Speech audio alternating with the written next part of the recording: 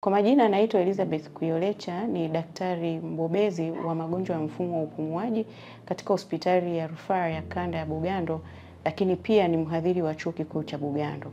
Leo tarehe 25 Septemba tunaadhimisha siku ya mapafu duniani yenye kauli mbiu ya Health Lungs, Health Life.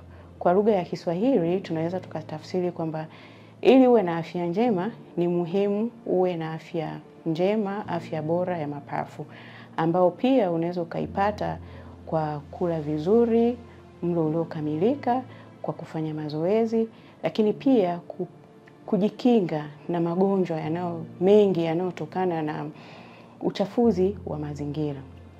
Kwa mfano, kuna gonjwa kama kwa lugha ya kitaalamu inaitwa COPD, ambao huu ni ugonjwa unaopatikana hasa kwa kutokana na kuvuta moshi, ukiwemo moshi wa sigara kwa muda mrefu. Kwa hiyo baada ya muda mrefu unapata madhara ya kupata gonjwa sugu la mapafu ambalo linaitwa COPD. Na uvutaji wa sigara si lazima uwe wewe tu unayevuta sigara, hata yule mtu anayekaa jirani na mtu anayevuta sigara mara zote unaweza pia ukapata madhara haya. Lakini pia kuna magonjwa ambayo tunayapata kutokana na vumbi, hasa watu ambao tunafanya kazi katika maeneo yanayozalisha vumbi kwa wingi.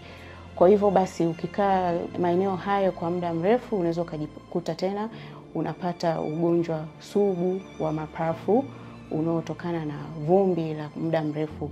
Kitu ambacho unaweza ukajikinga katika shughuli zako za kila siku, kuto kuvuta vumbi kwa kutumia vifaa, kwa mfano kutumia barakoa katika shughuli zako za kila siku.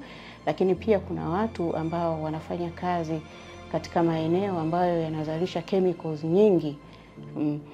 Hayo pia inaweza kukupa shida ya mapafu, unapata tena ugonjwa ambao ni sugu, ni wa kudumu kwenye mapafu.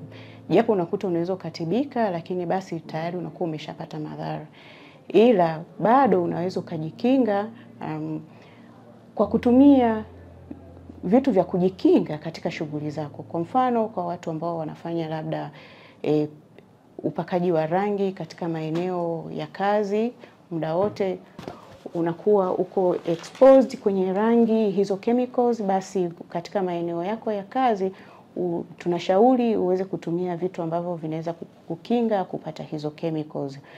Hivyo basi ningependa kuwakaribisha katika hospitali yetu ya kanda ya rufaa ya Bugando ili muweze kupata elimu zaidi na kujikinga na magonjwa haya, lakini pia kupata uchunguzi, kwa sababu tuna huduma nyingi tunazozitoa upande wa mapafu.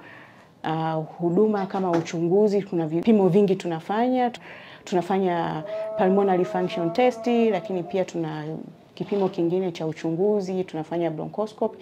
Kwa hivyo basi nipende kuwaalika wananchi wote mlio karibu na maeneo ya Bugando, karibuni katika kupata elimu zaidi. Utakutana na wataalamu wabobezi, utapata elimu ya kutosha, lakini pia unaweza kufanywa uchunguzi wa mapafu.